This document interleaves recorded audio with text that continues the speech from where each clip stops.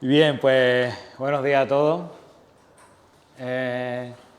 Para mí es un día difícil hoy ponerme aquí arriba por diferentes circunstancias. La predicación, o sea, la palabra que voy a compartir con vosotros, no está preparada por...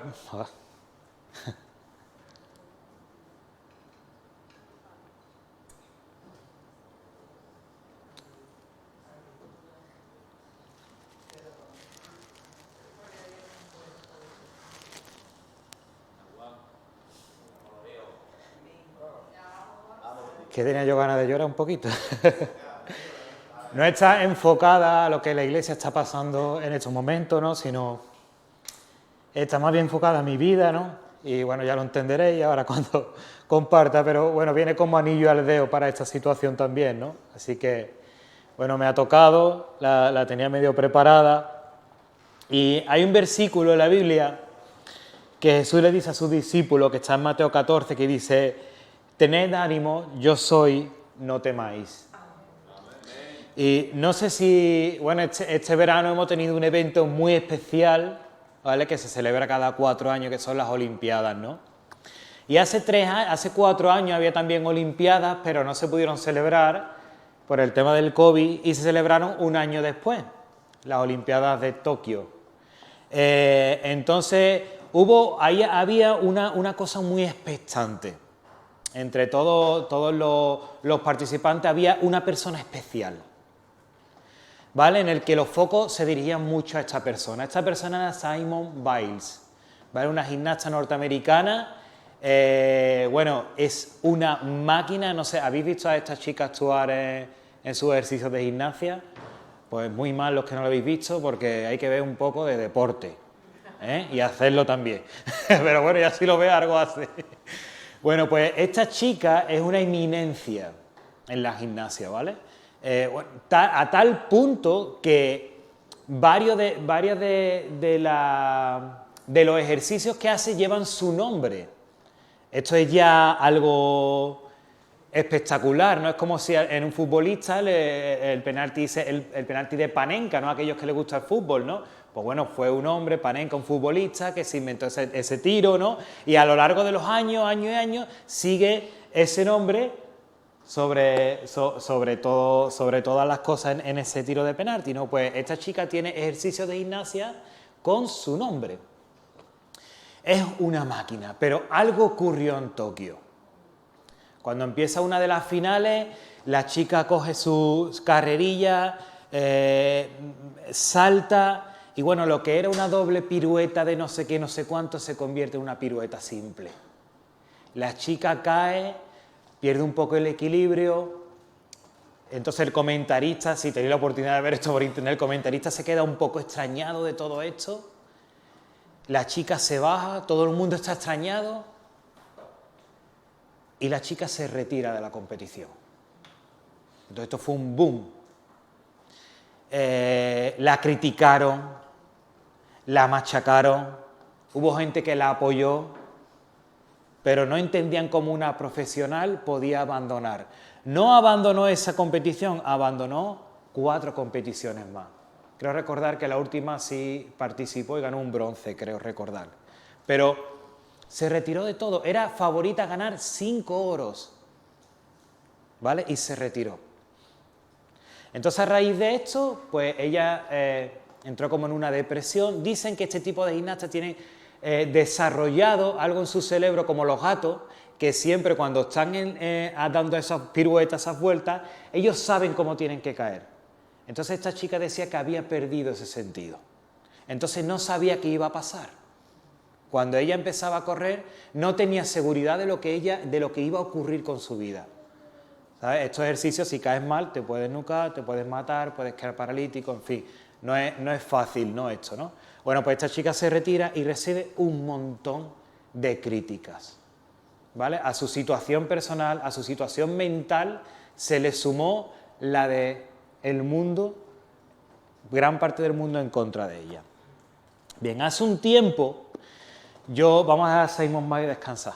Hace un tiempo yo estuve compartiendo junto con Eunice en un lugar donde había mucha gente, que cuando compartíamos con ellos nos transmitían los milagros que Dios había hecho en su familia.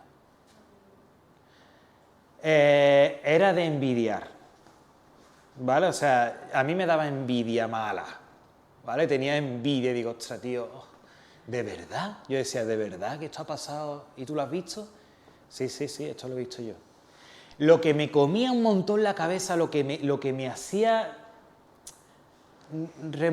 por dentro un poco ahí, me arañaba un poco, es que la situación de estas personas no era buena, no estaba bien respecto a Dios, no estaban pasando un buen momento espiritual, ¿vale? No es que estuvieran en pecado y nada de esto, simplemente no estaban pasando un buen momento espiritual.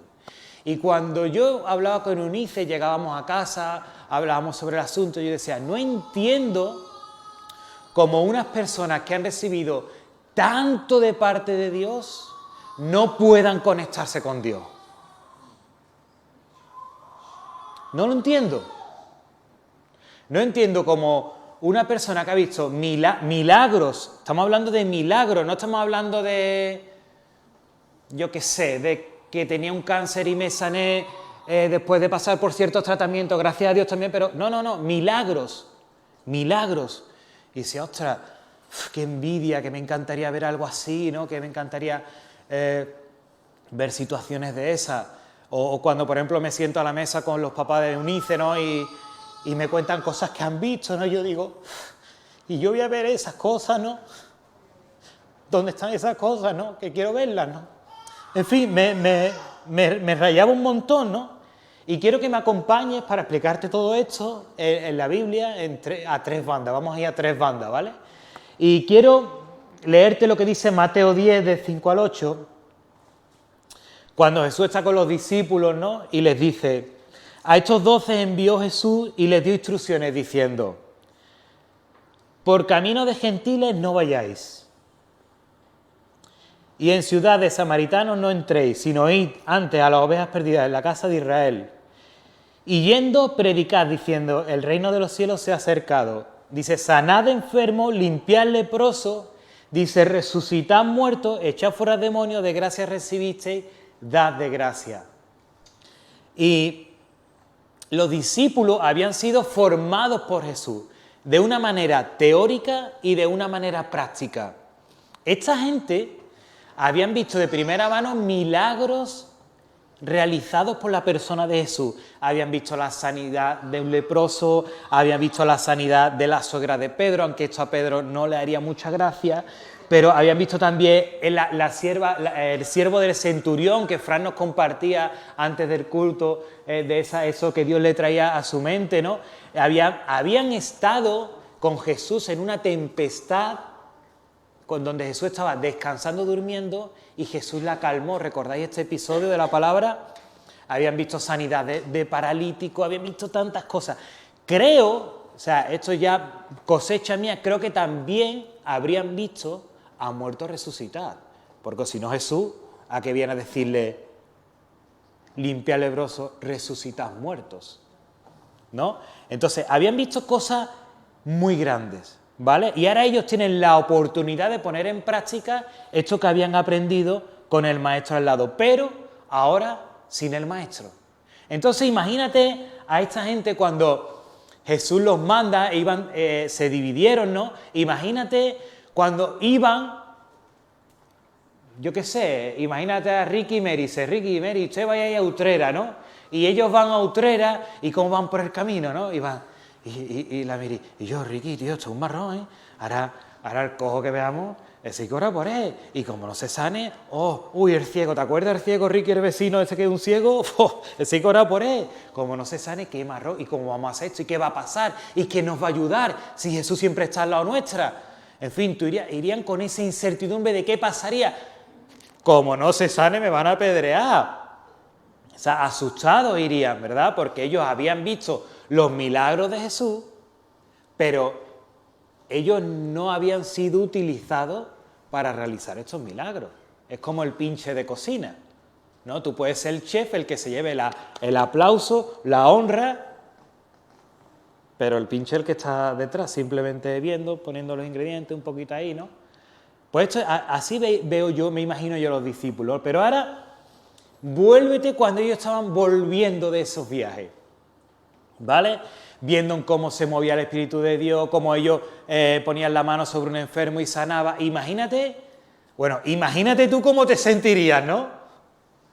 Imagínate tú cuando, no sé, nosotros nuestros hijos, cada vez que están malos, antes de nada pues oramos por ellos, ¿no? Le imponemos manos y demás, y yo digo, ay Señor, si el otro día estaba orando por mi Aarón que había tenido infección en el oído, ¿no? Y decía, ay Señor, si lo sana, ¿no? ¿Qué pasote sería ver esto, ¿no? Pues tú imagínate esta gente, ¿no? Que ponían manos sobre ciegos y veían, y paralíticos y andaban, y Dios se movía con una forma descomunal con ellos. Entonces vendrían flipando como una borrachera espiritual, ¿no? Pues imagínate cuando se juntaron todos en un salón a hablar de esto. ¿Sabéis cuando vais al médico y estás malo? Yo gracias a Dios voy muy poco al médico, pero cuando he ido al médico siempre hay unos pocos de abuelos. Y entonces siempre hay uno que dice, pues yo vengo porque llevo con un dolor aquí, un dolor que no... Y salta otro y dice, pues yo también tengo un dolor aquí, y ahí se pelean toda vez quién tiene el dolor más grande, ¿no? Pues yo me imagino esta conversación de los discípulos, pero completamente antagónico, completamente de, a ver, ¿quién había presenciado el milagro más guapo, más hermoso, verdad? Entonces tendría que ser algo espectacular, como ver cómo Dios se mueve a través de mis manos. Ahora te quiero que me acompañe a Primera de Reyes, donde Elías se encuentra con algo también extraordinario que Dios va a hacer. ¿Vale? Te lo voy a leer. Entonces, acá convocó a todos los hijos de Israel. Es Primera de Reyes 18, por si quieres ponerlo. Entonces acá convocó a todos los hijos de Israel y reunió a los profetas en el monte Carmelo, y acercándose Elías a todo el pueblo dijo, ¿hasta cuándo claudicaréis vosotros entre dos pensamientos? Si Jehová es Dios, seguidle, y si es Baal, id en pos de él. Y el pueblo no respondió palabra. Y Elías volvió a decir al pueblo, solo yo he quedado profeta de Jehová, mas de los profetas de Baal hay 450 hombres. Dénsenos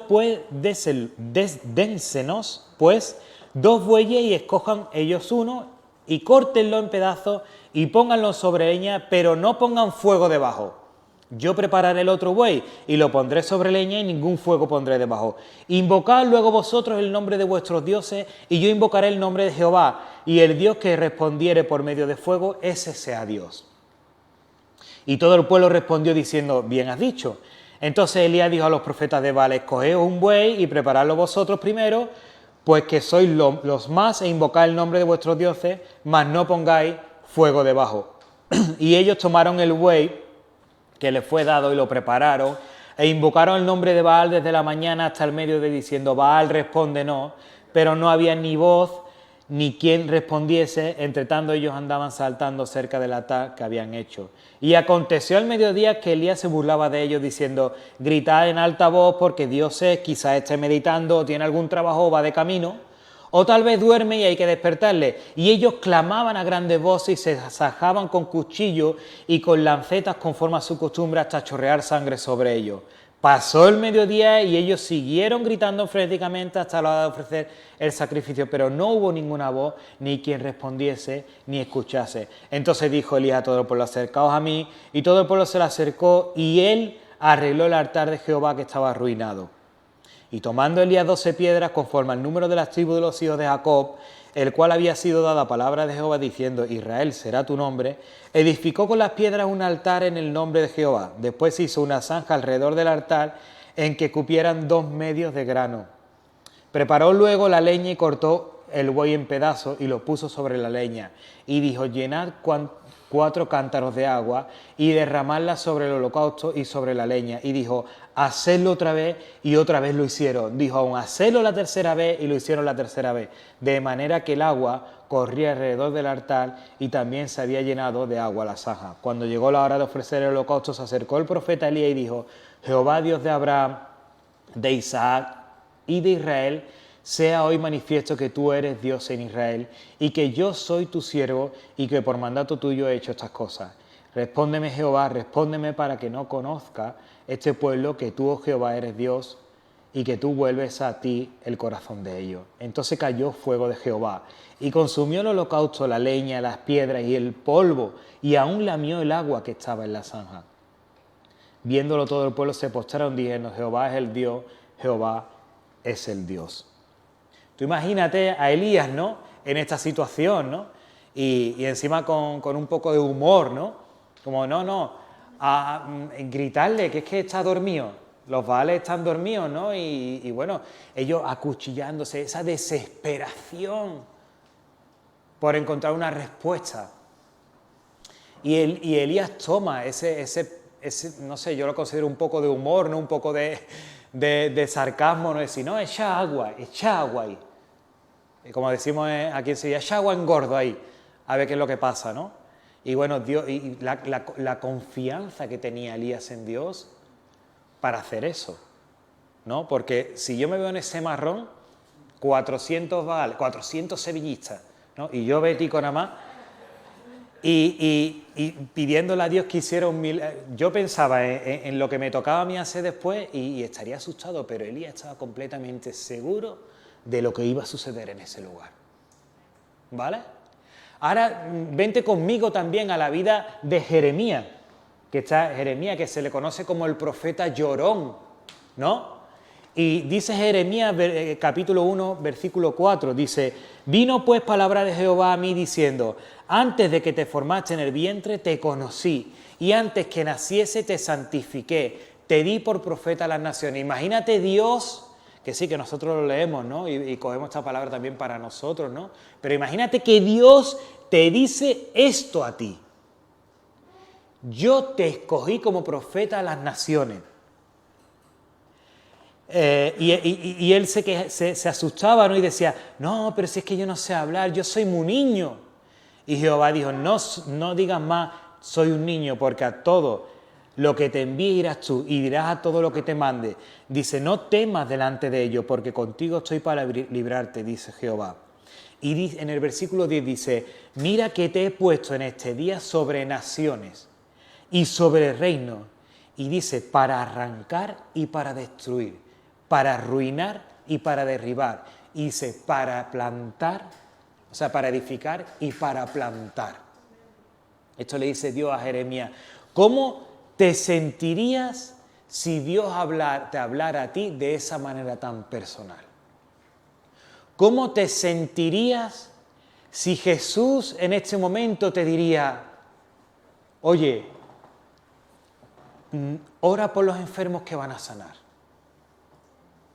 Audible.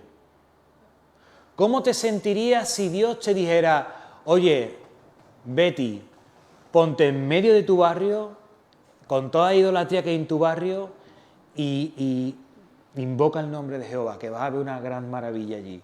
¿Cómo te sentirías si Dios te dijera, oye, te he escogido como profeta a las naciones y vas a ser usado para edificar y para plantar? ¿Cómo te sentirías? En una nube, ¿no? Yo por lo menos estaría en una nube, ¿verdad? Pero mira, acompáñame en Mateo 14, del 22 al 33. Dice, enseguida Jesús, os voy a poner un poco en contexto, ¿vale? Acaba de ocurrir un milagro de la multiplicación de los panes y los peces. Entonces Jesús se aparta de la multitud, entonces él va a orar y le dice a los discípulos, mira, coged la barca, tiraros para allá y en la otra orilla nos vemos. Ustedes vayan a llegar primero, esperarme allí que después iré yo para allá, ¿vale? Y enseguida Jesús hizo a sus discípulos entrar en la barca e ir delante de él a la otra ribera. Entre tanto que él despedía a la multitud. Despedida la multitud, subió al monte a orar aparte, y cuando llegó la noche estaba allí solo. Y ya la barca estaba en medio del mar, azotada por las olas porque el viento era contrario. Mas a la cuarta vigilia de la noche Jesús vino ahí andando sobre el mar, y los discípulos viéndole sobre el mar se turbaron diciendo, es un fantasma. y dieron voces de miedo, pero enseguida Jesús les habló diciendo, tened ánimo, yo soy, no temáis. Justo después de ese pedazo de milagro, de la alimentación de las 5.000, Jesús aparta para orar y queda con los discípulos en la otra orilla del mar de Galilea. El mar de Galilea es un lago realmente, es pequeño, es de agua dulce y tiene como una superficie de unos 160 kilómetros cuadrados o algo así más o menos, ¿no? Pero tiene un problema y es que como es tan pequeño, le afectan mucho los vientos que vienen desde los altos del Golán, ¿vale? Que es una montaña allí. Y convierte aquello en una atracción de feria, en la olla. Aquello a veces se pone como... ¿Te has montado alguna vez la olla? Yo me monté, nunca más me montaré ahí, ¿vale? Me monté en el ratón Basilón, con mi Sion, que quería montarse, ¿no? Y yo cada vez que eso hacía, es que eso hace así, tío. Y yo cada vez que miraba el puente de Dos Hermanas, el puente del Cantargallo, allí, y hacía así, se giraba así y decía, la próxima nos caemos. Y pues imagínate, ¿no? O sea, aquello era el mar de Galilea cuando soplaban los vientos, un montón de oleaje allí, aquello era muy peligroso. Y un trayecto que era de 1 hora, se convirtió en varias horas. Se estaba convirtiendo en muchas horas, ¿vale? Pero allí estaban los discípulos, ellos cogieron la barca y se montaron, imagínate los discípulos, ¿no? Y yo no veo a Jesús otra vez lo que ha hecho. Y yo es que ahora ha cogido los panes y los peces y le ha dado de comer a todo el personal. Que esto es más fuerte que el Mercadona. Y encima sobra. Imagínate cómo... Y yo, ¿viste la cara de aquel que no creía en él cuando vio que sacaba el pan y no sacaba? Y yo, ¿viste la cara de esa gente allí que eran unos idólatras? Y yo, ¿viste? Imagínate los discípulos, ¿no? Como iríamos nosotros, ¿no? Como nos sentiríamos nosotros si viéramos estas cosas tan fuertes, ¿no? Con nuestros ojos, ¿no? Y de buenas a primeras se encuentran en medio de un peligro tremendo, ¿vale? Y viendo cómo Dios hace 4 días lo usaba para milagros y sanidades, veían cómo Jesús hacía milagros y sanidades, veían la alimentación de forma milagrosa, están asustados y temen por su vida. Para más Henry, ¿vale? Hace un tiempo ellos estuvieron en otra tormenta y Jesús estaba en la barca. Y entonces ellos le decían, Jesús, despierta, no te da nada, que vamos a morirnos, que nos vamos a morir ahogados, no os da nada. Y Jesús dice que se levantó, medio mosqueado porque lo despertaron, ¿no? Y silenció la tormenta, ¿no? Y se quedaron flipados y dice, ¿quién es este que hasta el agua obedece su palabra?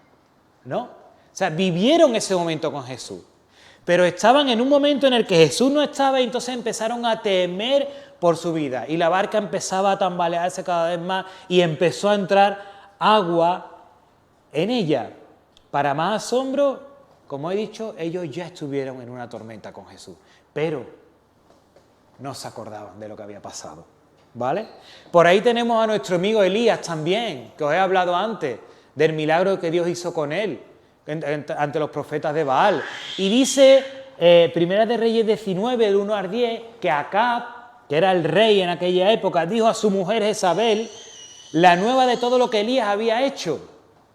El que Elías lo había hecho como una competición ahí con los profetas de Baal, que bueno, después de verse como Jehová era el Dios, los profetas de Baal fueron todos asesinados y bueno, Jezabel era una profunda devota de esta gente, entonces ella se mosqueó mucho y dijo, envió Jezabel a Elías un mensajero diciendo, así me hagan los dioses y aún me añadan, si mañana a esta hora yo no me he puesto tu persona como la de uno de ellos.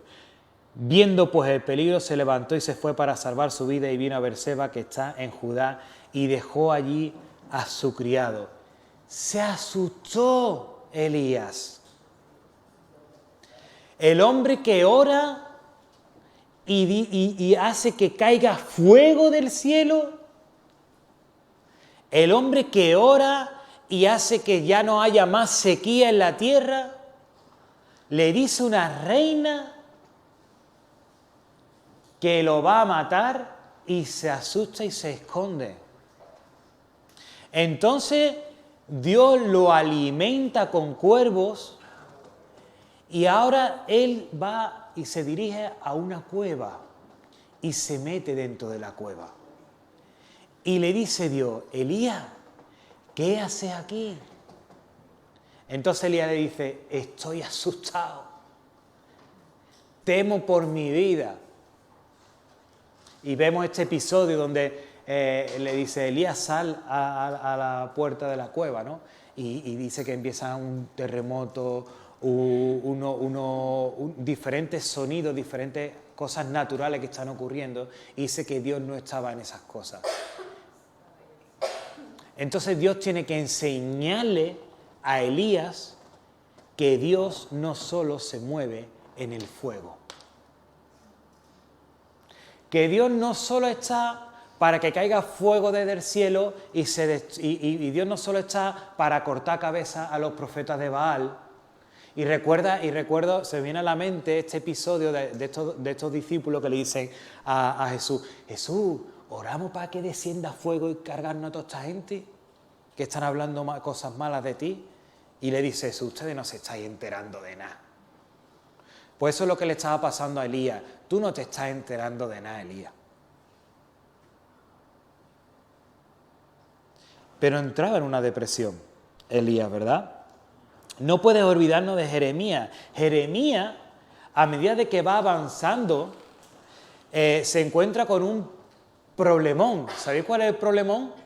Que él estaba viendo en primera persona cómo su pueblo estaba siendo demacrado. Estaba siendo destruido, maltratado, humillado, pisoteado, robado. Y llega un momento, fíjate qué interesante Jeremías, es en Lamentaciones capítulo 3, que dice, yo soy el hombre que ha visto aflicción bajo el látigo de su enojo. Me guió y me llevó en tinieblas, no en luz. Ciertamente, es que es muy fuerte lo que dice Jeremías, dice, ciertamente contra mí volvió y revolvió su mano todo el día. Hizo envejecer mi carne y mi piel, quebrantó mis huesos, edificó baluartes contra mí y me rodeó de amargura y de trabajo. Me dejó en oscuridad como ya los muertos de mucho tiempo. Me cercó por todos lados y no puedo salir. Has hecho pesadas mis cadenas. Aun cuando clamé y di voces, cerró los oídos a mi oración. Cercó mis caminos con piedra labrada, torció mis senderos. Fue para mí como oso que acecha, como león en escondrijo. Torció mis caminos y me despedazó. Me dejó desolado. Está hablando de Dios, Jeremías. Entesó su arco y me puso como blanco para la saeta. Hizo entrar en mi entraña la saeta de su aljaba. Fui escarnio a todo el pueblo. Burla de ellos todos los días. Me llenó de amarguras, me embriagó de ajenjos. Mis dientes quebró con cascajo. Me cubrió de ceniza y mi alma se alejó de la paz. Me olvidé del bien y dije, perecieron mis fuerzas y esperanza en Jehová. Acuerda de mi aflicción y de mi abatimiento, del ajenjo y de la hiel. Lo tendré aún en memoria, porque mi alma está abatida dentro de mí. ¿Puedes identificarte en esto? ¿Puedes identificarte con la primera parte y puedes identificarte con la segunda parte?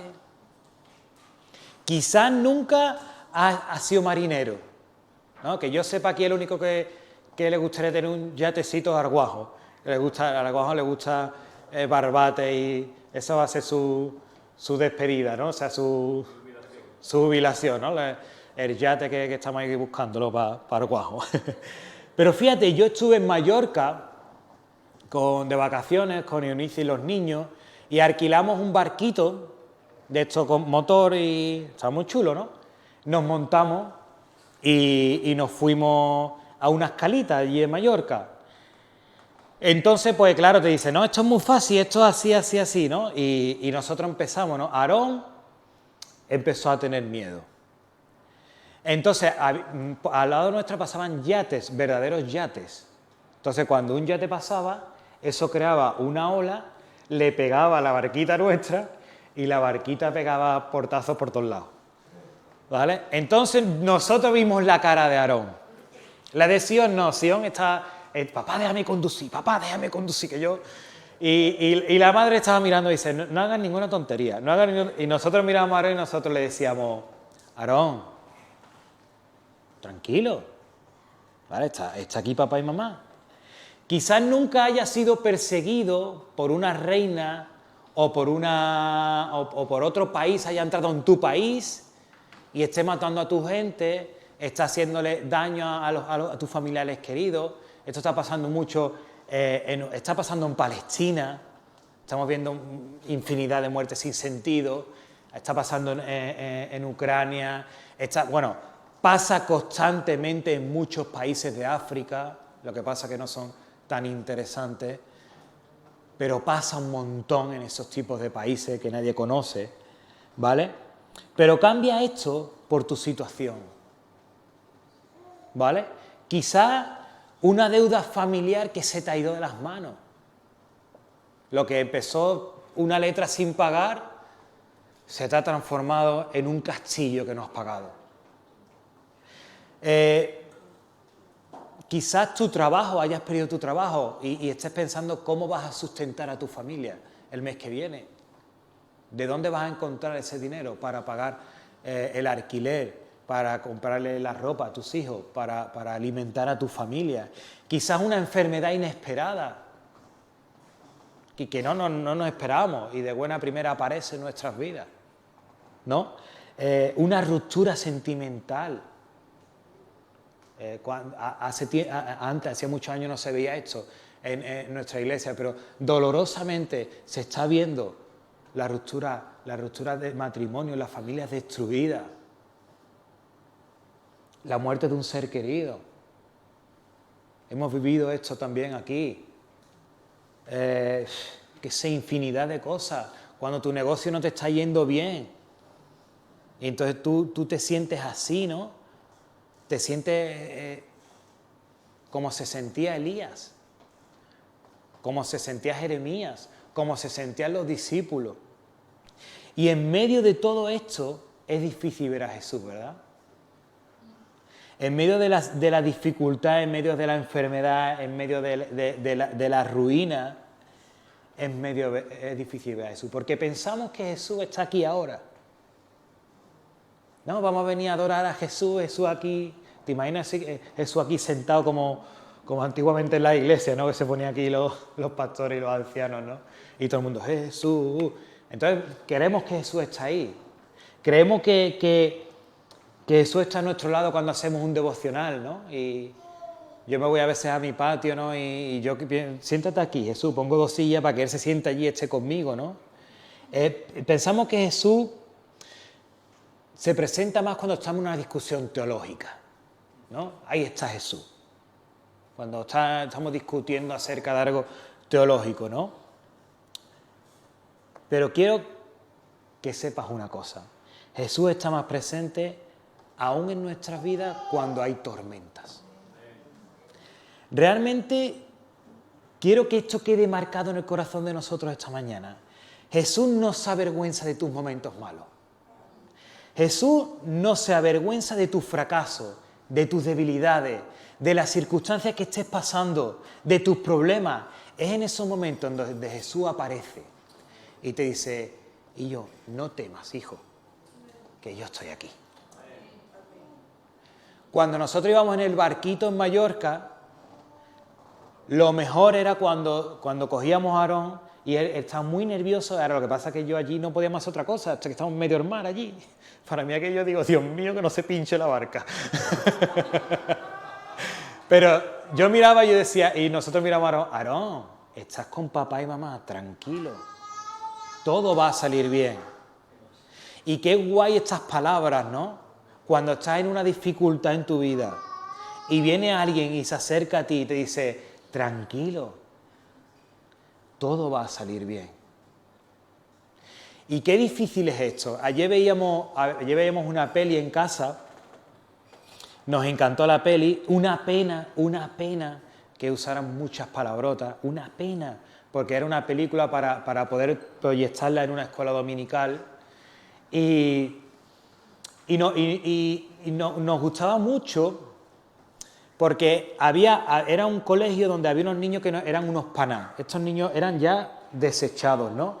Entonces, si tú ves el lenguaje de ellos, es un lenguaje completamente despectivo. Yo me sentía muy identificado con ellos porque me he criado en ese lenguaje. Entonces era, si tu padre es borracho, te lo voy a recordar. Entonces todas las bromas hacia él iban sobre su padre, que era un borracho. La otra se había quedado, era la guapetona del grupo, el tipazo, la tía, la líder, se había quedado embarazada con 16 años. Imagínate la caña que le daban a la chiquilla embarazada que tenía ya su barriguita. Otro era chino y había venido al pueblo y había cerrado todas las panaderías porque el chino se había cargado el negocio de todo el mundo. En fin, era todo despectivo, era una lucha entre ellos despectiva. En el fondo se querían, pero se estaban echando mierdas en lo harto. Entonces llega una persona y llega una persona que cree que va a cambiarlo y no es capaz de cambiarlo. Y el papá de esta persona le dice, delante de un tablero de ajedrez, todo el mundo es igual. Delante de un tablero de ajedrez, todo el mundo es igual. Y esta chica cambia su chip y empieza a traer bendición a la vida de esta gente. Entonces su mundo cambia por completo. Esto es un hecho real, ¿vale? Para mayores, si queréis os digo el título, pero para niños tiene un lenguaje un poquito feo, ¿no? Pero esto es lo que le sucedió a los discípulos en ese momento. Jesús estaba esperándolo en la otra orilla. Como no llegaban, ¿qué hizo Jesús? ¿Qué hizo Jesús? Fue a por ellos. Se presenta, a veces en medio de nuestras tormentas, no somos capaces de ver a Jesús. Y esto le pasó a ellos también. Es un fantasma, dice, no, un fantasma no, soy Jesús que he venido a socorreros.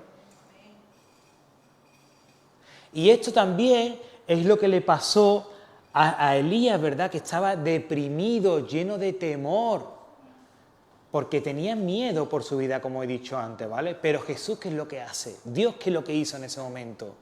Lo restituyó, le enseñó que Dios es el Dios de toda situación. Está controlando cada momento en nuestras vidas. Lo restituyó y encima de todo le dijo, y ahora levántate porque todavía no has terminado tu ministerio. Qué guapo, ¿no? Que no te desechen por las cosas malas o por las equivocaciones que tenemos. Dios no desechó a Elías y lo restauró. Fíjate qué guapo el cambio de actitud de Jeremías. Es impresionante, ¿eh? Jeremías entra en sí, pone su mirada en Dios y fíjate lo que dice Jeremías un versículo después del último que os he leído antes. Dice, esto recapacitaré en mi corazón, por lo tanto esperaré. Y dice, por la misericordia de Jehová no hemos sido consumidos, porque nunca decayeron sus misericordias. Nuevas son cada mañana, grande es tu fidelidad. Mi porción es Jehová, dijo mi alma, por tanto en él esperaré. Bueno es Jehová a los que en él esperan, el alma al que le busca. Bueno es esperar en silencio la salvación de Jehová. Bueno le es al hombre llevar el yugo desde su juventud. Tu mirada. Exacto. No podemos escoger si van a venir o no van a venir problemas a nuestra vida. Tú no puedes escoger, Paco, si te va a entrar una catarata en el ojo. Eso no lo has escogido tú. No lo has escogido tú. Pero sí podemos escoger una cosa. Tener nuestra mirada en Jesús. Eso es lo que tú puedes escoger en estos momentos. Poner tu mirada en Jesús no significa que la catarata desaparezca. Lo siento. Me encantaría, Paco, haber cogido, ver escupido en el suelo, haber hecho barrito, y verle puesto escupitajo con barro a un sevillista en el ojo y verle sanado. Me encantaría que hubiera pasado eso. Me encantaría que hubiera pasado eso, pero no. Pero sí puedo elegir poner mi mirada en Jesús. ¿Te imaginas una persona que no pueda poner su mirada en Jesús? ¡Buah! Yo puedo poner mi mirada en Jesús. Mira, tenemos que hacer lo necesario para mantener nuestros ojos fijos en Jesús en toda situación. Y esto cuesta trabajo. Esto no es fácil, pero tenemos que esforzarnos en esto. Tenemos que esforzarnos en esto. Jesús mismo pasó por momentos de depresión, por momentos de angustia, por momentos de querer tirar la toalla. Mira, vamos a ver este vídeo, seguramente todos lo habremos visto. Porfa, apágame la luz y ponme el vídeo. Y yo nunca me acuerdo cómo se llama este niño. Michael. Bueno, es Jesús en el Getsemaní, ¿vale? No, en el Huerto de los Olivos, perdón. ¿Tiene voz por ahí?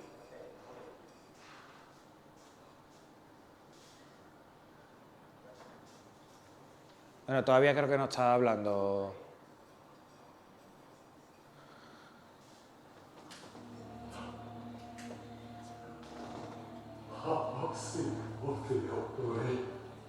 No, tampoco lo vais a entender, ¿no?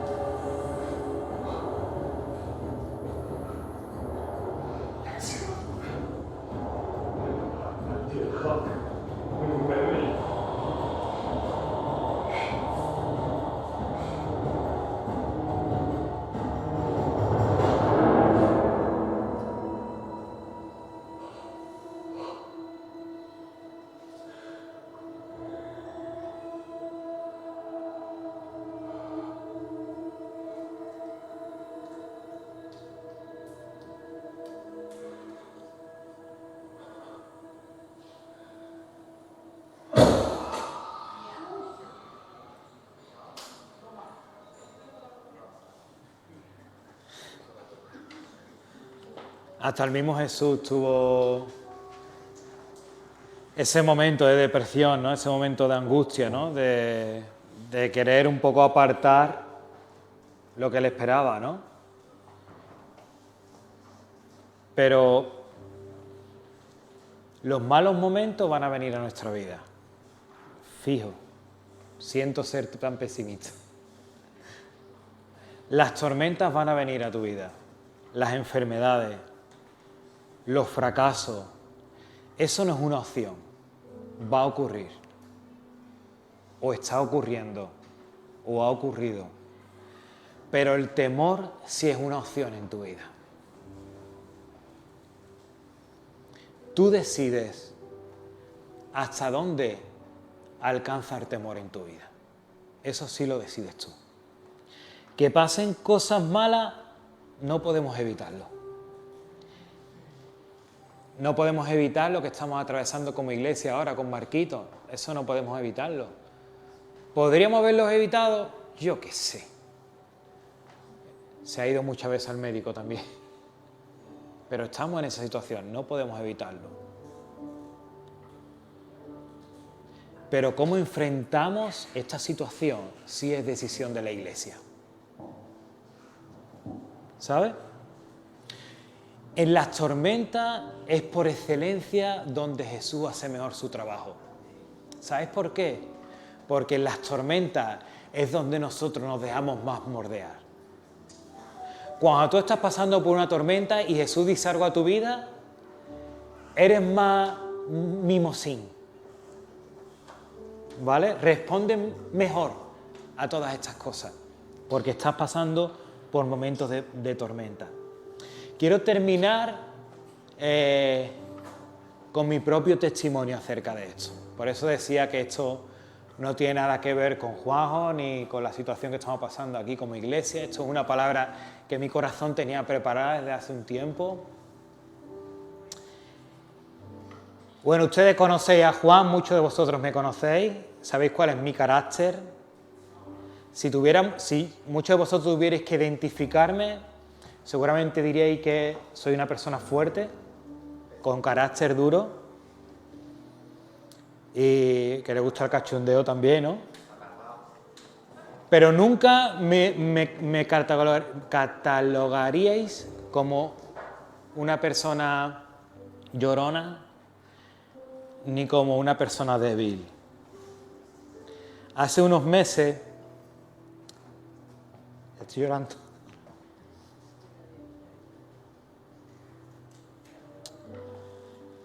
no sé cómo, pero algo pasó. Me pasó en mi trabajo, ¿no? Algo pasó, una situación que es una tontería. Se me fue de las manos. Entonces me tuve que ir a mi casa en medio del trabajo, digo, me voy. Estaba solo en mi casa.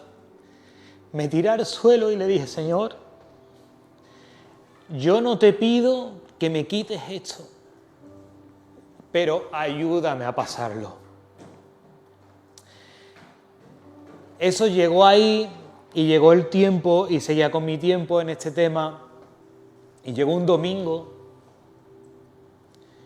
y me senté en el sofá después de comer. Eunice se quedó dormida, yo no pude quedarme dormido, me levanté, limpié la cocina sobre limpio, me fui afuera, limpié la barbacoa sobre limpia. Y se levantó Eunice y empezó a hacer cosas en casa. Entonces yo me quedé sentado así en el sofá, ¿no? Y le dije, Eunice, yo estaba arriba y digo, Eunice, dime, vamos a salir a dar un paseo. Y yo, Juan, es que son las 8, los niños ya hay que prepararlos, no sé qué. Vamos a dar un paseo, por favor. Entonces ella se extrañó y dice, bueno, pero ve tú si quieres, no sé qué. Y entonces empecé a llorar. Empecé a llorar desconsolado, como si el mundo se me viniera arriba. Me entró una tristeza en mi vida que yo nunca había tenido, no tenía motivos para esto. pero me entró una tristeza fuerte en mi vida. Yo no sabía por dónde me venía eso, os lo prometo. Yo le decía a ella, lo único que decía era, no quiero ir a trabajar, no quiero la empresa, no quiero nada que se relacione con eso ya en mi vida. Y no había pasado nada grave, ¿eh? Pero me vino ese temor tremendo a mi vida y permití que entrara el temor en mi vida. Y fíjate, en estos momentos es cuando las personas que tienes más cerca son las que más te aman y más te ayudan. Para mí, mi salvavidas humano en este momento fue Eunice.